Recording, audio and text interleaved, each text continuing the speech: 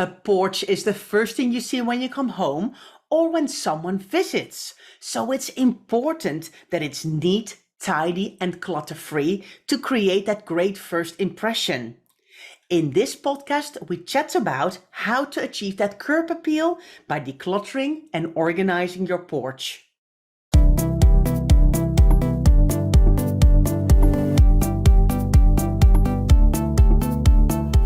You're listening to the Declutter Hub podcast, bringing you tried and tested, no-nonsense tips and advice from the leading experts in decluttering and organising your home. Now here are your hosts, Ingrid Jansen and Leslie Spellman.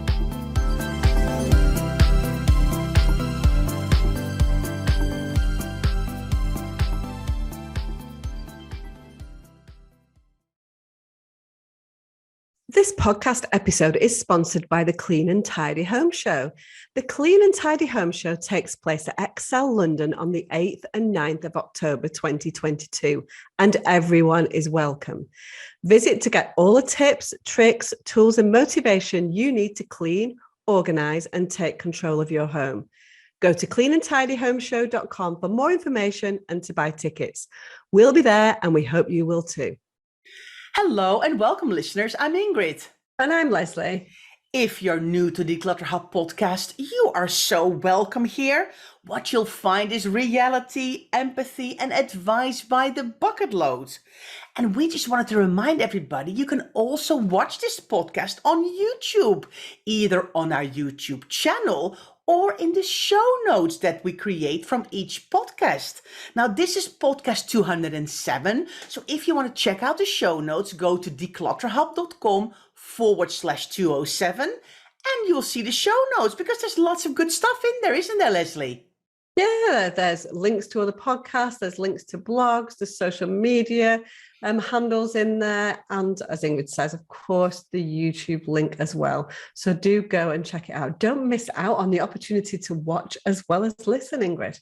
Exactly. So, Leslie, interesting one, decluttering your porch, we're going to talk about. Now, a porch, I think we need to talk about what a porch is first, because a porch is different here in the UK than it is in the US. I mean, when I lived in the US, I actually thought, I love a porch. I want to have a porch like this. And then I came to the UK and I was like, porches are tiny. This is not the porch I had in mind in my head when I was going to rent a house. I know, we just have that vision, don't we, of a porch? And, certainly in America, being that, rocking chair on the porch in the deep south where, nice, kind of nice thing to sit and chill and go in the nice sunshine. Now here, it's more of an entryway to a house. Now, I'm not saying there are not houses in the UK with big porches, because there absolutely will be. But for the most part, porches are little entrance ways to houses. So a porch in this country is probably 2 or 3 foot by 2 or 3 foot, isn't it, Ingrid? Whereas a porch in the States, and that's what we know about because we've not been to Australia or New Zealand or Canada or any of the other lovely places in the world, might wrap around 360 degrees around the whole house. You know what I mean? So a porch is different things to different people, but basically it's an outside space, which normally is the entryway to your home. And that's why it's important to get it right for yourself and for your guests as well. That's what we're going to talk about today. Now, I do believe, Ingrid, that a porch might be wrong. Did a little bit of Googling because I'm like, we can't just call it one thing and leave out half the world. And so I believe that it may be called a veranda in Australia and New Zealand instead of a porch. It sounds so appealing. Veranda. If I heard the word veranda, I think about the south of France in like a nice afternoon in my rocking chair with a nice cocktail, watching the sun go down. That's what I think of when I think about the word porch as well. I'm thinking about a stretch of grass in front of my house with kids on bicycles. Am I just being totally delusional? No, Leslie? I think that's amazing. But we might have a little bit of decluttering and organising to do before we start sitting down and having the cocktail at sunset. Yeah, so let's talk about how to make our porches or verandas. That veranda or porch of your dreams, Ingrid. I know, Leslie. It's so nice. And on a little side step, let me tell you this. So when I lived in America with a host family back in the 90s, they said, yeah. We have my dad has a little house in the country, and I, of course, me being completely no idea what you mean with a little house in the country. It was actually a complete like big house with a porch, and it had screens. I mean, I was like, why is there screens in there? And it's like, because we're in the middle of a forest and there's like bugs and stuff flying around. So at night you can still sit out in the porch. This was my first thing of porches. And ever since I've been dreaming about a porch. But And yes, well, tell us, do they have porches in Holland? I don't think I've ever seen a house with a porch. No? Like a little hallway, yes, like UK style, where you come in through the front door, you hang up your coat, you plonk some shoes down, and then you go into the house. But like a porch in my dreams that I'm describing, like when I watched, do you remember that show with about the deep south? Oh, what's it called? North and South. And you had all these beautiful like villas on estates where there's always, they were having drinks in the porches. This is what I'm envisaging here. I'm probably completely like going, people I are mean, going, to be fair, Ingrid, I think people do, because I lived in New Jersey, so that's not the deep south, and there were still porches in New Jersey. So maybe it's not just the deep south. Maybe that's just what we see on films. But yeah, is Georgia classed as the deep south? Because that's where yeah, you went, isn't it? Georgia, is that the yeah, deep south? Is it? yeah, I yeah. don't know whether it's deep enough. I don't know far enough down. I don't know when it gets deep south. Someone from America needs to tell us. Anyway, we procrastinate. I'm dreaming. I'm We are going to dreaming. dream for half an hour of having a porch and a cocktail, but actually what we've got to do is got to get down to the nitty gritty of making this look nice, whether it's a wraparound porch or whether it's a tiny little thing. The bottom line is the types of things that you see. Yeah. You might not have a cocktail in a porch in the UK. Am I right? Can you imagine? You walk past, people would think you got completely bonkers if you sat there with your gin and tonic. Like on a bar stool in your porch looking at your coats. Exactly. Right. Okay, let's calm down a little bit, because I think what the thing is, Leslie, what we wanted to talk about is that these places can become true dumping grounds of stuff, because you come up to your house, you unload your car, you come maybe from work or volunteering or running the kids to school or whatever it is that you do. There's always stuff, and we just kind of dump it there. And one thing leads to another, couple of bits being dumped, and before you know it, it really looks unsightly. But the thing is, a porch, whether it's a beautiful wraparound one, a tiny one, or a UK postage stamp size one, it's the first thing you see when you come home. Whether you walk, drive, cycle up, you walk up to your house, the first thing you see is your porch. And if it's a mess, it's like, oh, it's very depressing. It is. So let's get down to the nitty gritty. Okay. First things first, the most important thing with anything in your house, actually, but particularly in a porch, is safety. We need to make sure that we're not going to trip into our house by tripping over a doormat that's dodgy. So make sure that you've got good lighting in your porch. Make sure you've got a doormat that is not going to trip you up. So safety is absolutely paramount, and that goes without saying, whether that's a little porch or whether that's a huge porch. Get that bit right, because sometimes over time these things, the doormat does start to curl up and the light bulb goes, and it's not like, oh, I'm just going to bob out and do that. It's a bit of a faff, isn't it, to change a light bulb in a porch? You know what I mean? It's not an easy job. And so sometimes it gets left. And all of those things are going to be important for safety, and they are going to be important for curb appeal. Yes. Talking about safety, Leslie, I also think it's important to check your locks. I know it's just I'm going off on a tangent here, but I've just suddenly realized, thinking about safety. Are your locks still working properly? Can your door close properly? Do you need to put an extra a latch on, or things like that? It's these things that we don't think about. But when you're looking at your porch and you're tidying it up, maybe now's the time to also look at these kinds of bits. You know, you mentioned there, Ingrid, about your door opening. And so I think it's really important as well. And this is going to be in houses that are a little bit more full, but quite often the front door doesn't open fully. And I think one of the things that you need to be able to do is open your door up fully so that somebody knocks on, so you don't feel as if someone's trying to come in, that they're not trying to kind of squeeze their way in, so you don't feel embarrassed, because that's the first thing that people are going to say, oh, like she was kind of peering around the door, or he was peering around the door. And so do try and make sure that those passages behind your front door, in front of your front door, are clear of kind of debris, of clutter, of paperwork, of shoes, of coats, and all the things that we're going to talk about later.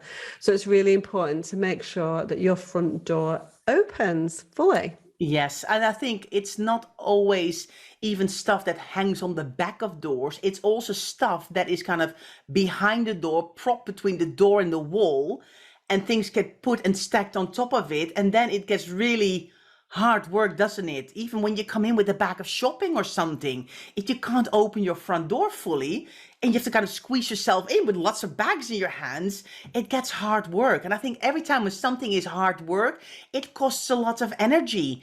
And we have all limited energy that we can use up throughout the day. And I think things like this can really drain the energy. They can. I think it's important as well to make sure that you've got some kind of, it's not necessarily that your doorbell works, although that is useful, to be fair, but it's important that it's clear to the person who knocks on your door how they're supposed to get your attention. So sometimes there might be one doorbell with another doorbell underneath because they've not taken the doorbell off that no longer works and they've replaced it with a different one, like a wireless one or something. Or then there might be a knocker. And so when you go, you're like, there's a knocker there, there's two doorbells, which one am I supposed to ring? Is it clear? Because then the person doesn't want to ring on both doorbells and knock at the same time, because then that seems like overkill and it seems like you're being annoying. And so I think it's really important to make it clear. If you do have a problem with your doorbell, make that clear to the person. This is the doorbell that you need to use, or remove an old one if it's broken and things like that. So do make sure the batteries are in your doorbell and people can gain entry that need to, because that's going to save you a lot of bother, isn't it? In terms of people turning up and then they wanted to drop a parcel and you weren't in, or they thought that you weren't in even though you were in, and then that's really annoying. So simple things that make your front door, your porch work better for you. Yeah, it's so funny, Leslie. I actually occasionally check my doorbell. I ring my own doorbell just to make sure it's still working. That sounds a bit crazy, but sometimes you don't press it firmly enough, and it's like, did my doorbell? You hear somebody like knocking on back, bonking on the door. You're like, whoa, whoa, whoa. Well, I rang your doorbell, but nothing happened, and they really want to kind of drop something off. So I hear you completely. So if I look like a loony, ringing my own doorbell, it's just because I'm checking my doorbell if it's still working. One of the many reasons why you would look like a loony, if we're truly honest. But yeah, so I wanted to talk a little bit about stickers as well, because there's quite a lot of people. Some people love a sticker, and so some people love, like, please don't knock at my door and give me junk mail because I really don't want it. So you've got those stickers which say, I don't want any unsolicited mail. Then you've got stickers that people might put political stickers in there. People might put religious stickers in there, and posters, those kind of things. People might put little stickers and notes on, like, oh, I'm not in, come round the back, or drop the parcel off at my neighbour's, or whatever. So people put temporary stickers on there and notes as well. Do make sure, this is all about decluttering really, to make sure it looks really nice. Get rid of the excess. If you no longer want, if that was a political, poster from a few campaigns ago, and that's gone, then get rid of that and move it on, and then it'll be ready for the next time you want to put something up. So keep on top of those stickers. It's really, really important to keep it nice and tidy and fresh and current. Yes, and I think also, we're going to talk about cleaning as well a little bit, but the same goes for the door and for the window.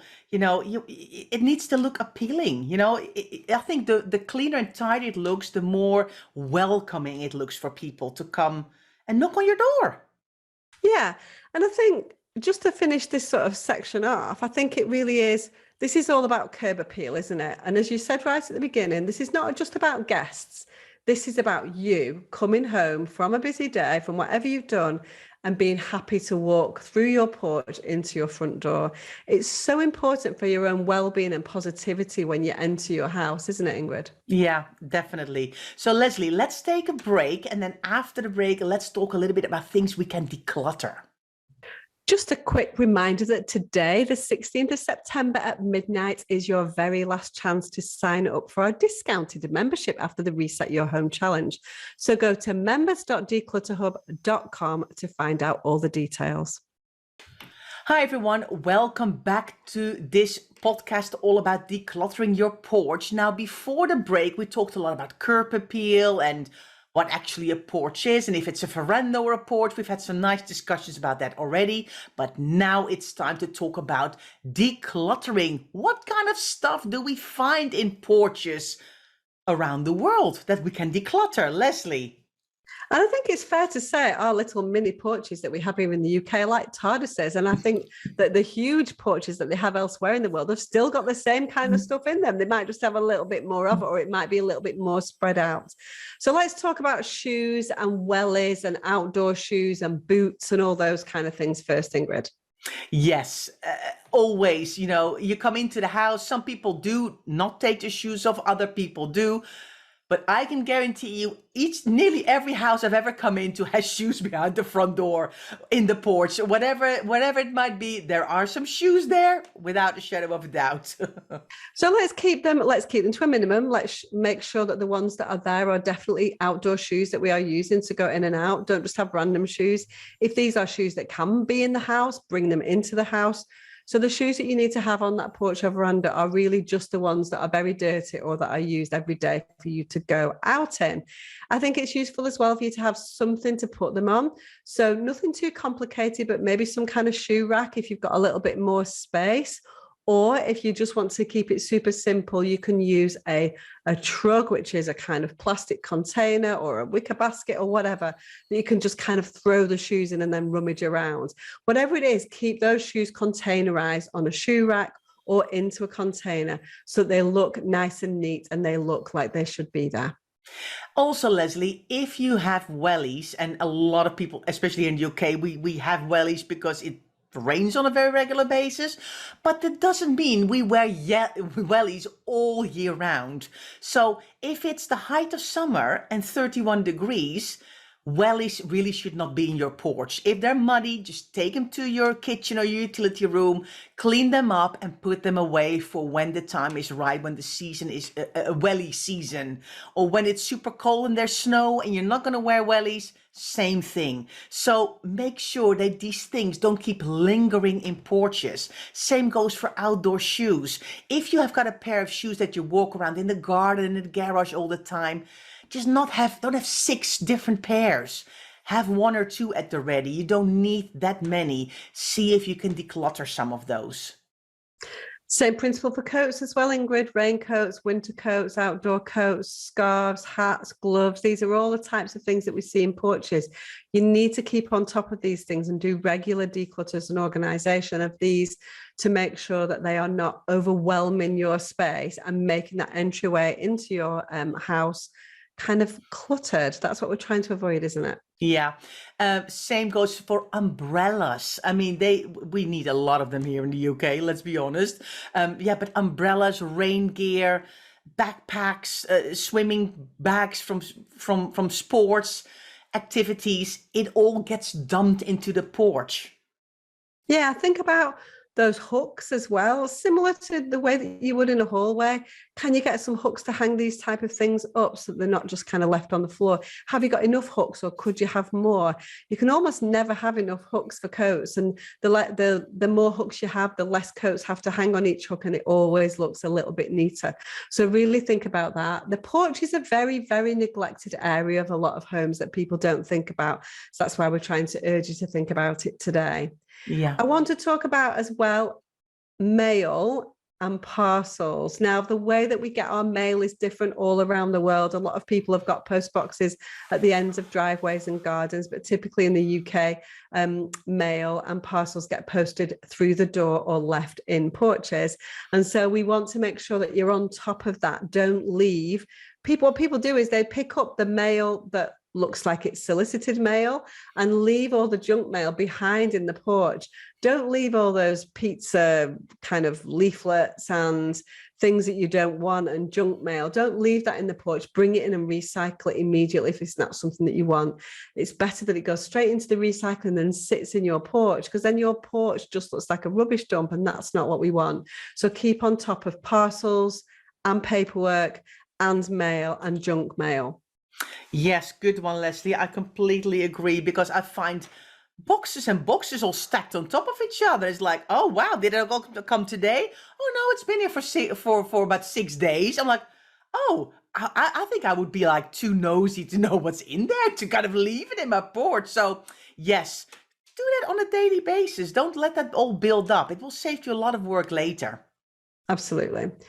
Now, if you are lucky enough to have a porch that's bigger than 3 foot square, like we have here in the UK, and you can sit out on your veranda or porch and have a cocktail at sunset, that would be lovely. But we really need to look at that furniture and look and make sure you've not got too much furniture.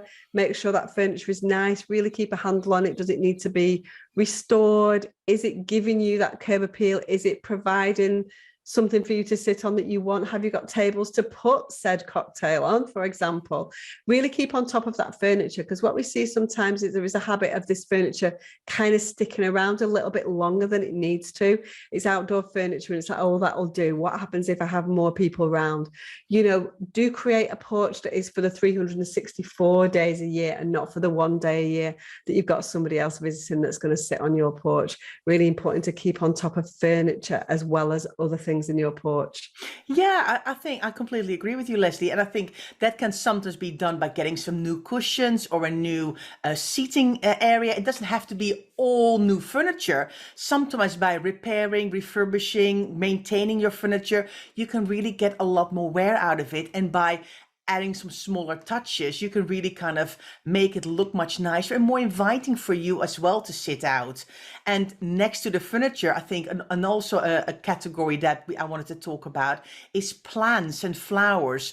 A lot of people have flower baskets, pot plants on their verandas and porches because, of course, it looks nice and everything, but then we sometimes forget to water them, or we forget to replace the flowers or the plants in them, and it all looks a little bit sad. While if you give it a little bit of love and attention, it immediately looks a lot better, and you just don't want to have lots of empty pots, plastic or ceramic, just kind of lying about. Yeah, exactly. So keep on top of that. And also empty plant pots. That's something, when people repot things and keep the kind of orange plastic plant pot that it comes in, those things can go or be given away. People love those things. So do go to your free cycle groups to give those kind of things away. I think another thing that finds its way into porches is things like de-icer and screen wash and stuff like that. So stuff from the car, if there's a sort of a transition from the house to the car. Sometimes if you've got a garage, this doesn't end up going through the porch, it goes through the garage. But often if you don't have a garage, then it will end up in the porch. And that doesn't look that nice. So if you've got somewhere else to store it, don't store it in your porch, store it somewhere else. We don't actually use it that often. We kind of feel like we need to keep it near the car. But actually, I mean, in this country, it might be different if you're in Alaska or Canada, for example, where it's a little bit more snowy than it is here. But we actually don't need de-icer that often here. And so really keep that to a minimum. So I think what I'm trying to say is look at the weather where you are and be realistic about what kind of car stuff you need in your porch close at hand. Now, if you are a big decorator for holidays, for Halloween, for Christmas, for Easter, if you have a lovely wreath for springtime or autumn or birthday things or whatever it is that you decorate your porch with, I think it's important to stay on top of this. I mean, you don't really want to have Christmas decorations up in February. I mean, that's a bit, odd, right? I don't know, really. Some people wouldn't consider it to be art if it's done in an intentional way. I think that's the difference. So some people really like to get those, Christmas trees, I don't know, Thanksgiving, all of the different celebrations that we put things up for a prolonged period. Some people make conscious decisions to put those up for longer than the norm, if there is such a thing, in inverted commas. But as long as it's intentional, if you want your Christmas decorations up 3 months, you go for it. That's your choice. But make sure that it doesn't suddenly feel sad and neglected, and it doesn't just look as if you've not bothered to take those down. Yeah. And so porches are definitely a place where we forget about these things, we leave these things, and then it does look quite odd to you. And because it will be something that you see every time you go in, I still need to do that, I still need to do that, and you just forget about it. So keep on top of those decorations as well. Yes, Leslie. And of course, what I wanted to say as well, give your porch a little bit of a clean, give it a sweep. I mean, it makes all the difference to get the cobwebs down, to get all the dead leaves gone, to kind of, after you've tidied it up a little bit, don't stop there.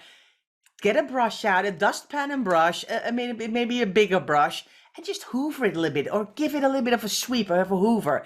It's so nice. It's really that finishing touch to be able to think, yeah, that looks like a better place now. And actually, I would love to sit out here now and enjoy spending my time or reading a magazine or doing something like that if you've got a nice big porch. Or even if it's a small porch, it makes all the difference to just come in and out of your house. So, Ingrid, I want to see a picture of you tonight on your bar stool in your porch, having a glass of wine. Today is very, very hot in the UK. The only day when Ingrid said 31 degrees, because it's the first time it's been 31 degrees in the UK for about 10 years. Yeah, go on, have that cocktail tonight in your porch. Go on, do it. It's not possible, Leslie. It's so tiny. You can't get in there for all the coats and shoes, and mail and parcels. And Christmas decorations. Oh, well, anyway, tell us, listeners, are we right? Have you got a porch, or is it a veranda in Australia or New Zealand? Or are we completely wrong? Or are you like, well, no, in your dreams, Leslie and Ingrid, we don't have a porch. I live in America, but I don't have a porch that you describe. I mean, nice that you have a dream vision of sitting on a screened porch. We're allowed, aren't we? We're allowed to have that. We know there are people in, one-bedroom flats in Manhattan. They've not got a porch, a wraparound porch, and looking out onto 10 acres of land like they are in South Carolina. Do you know what I mean? So, we can have our little dreams. I know. It's lovely. So, have you got a porch? Have we actually kind of made you think like, yes, I have all this stuff in my porch. I need to do a bit of a tidy up. It's gotten out of hand recently. I've neglected this space. I need to do something.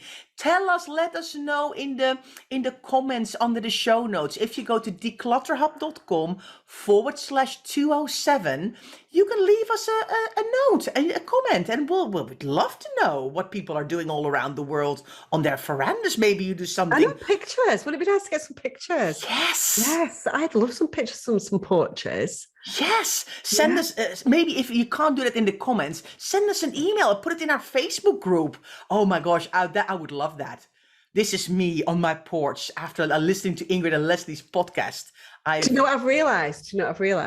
And it's no secret. I'm sure you know that we don't record this on the day that it comes out. I am actually going to be in the deep south when this podcast is coming out. Maybe you can sit on a porch with a cocktail instead of me on my sad bar stool in my three by 3 feet porch.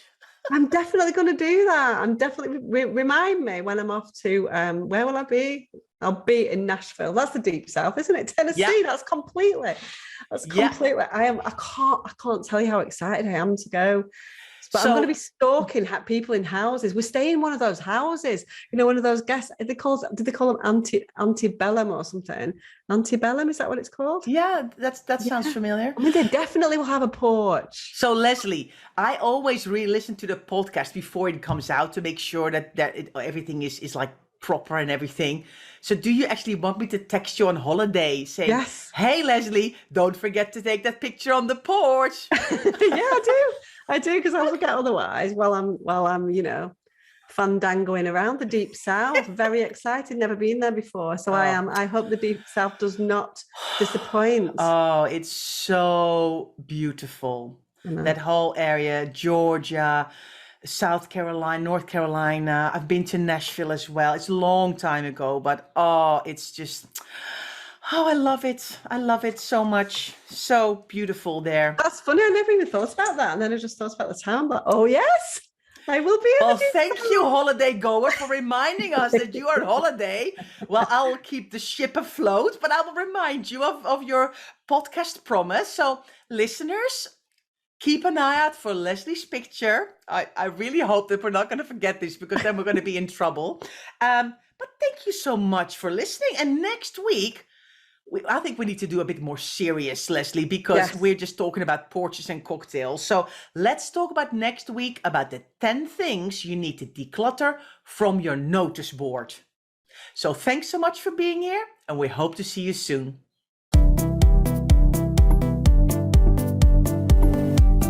Thanks so much for listening to the Declutter Hub podcast. Don't forget to subscribe to us in your podcast player so you don't miss an episode, and we'll see you next week.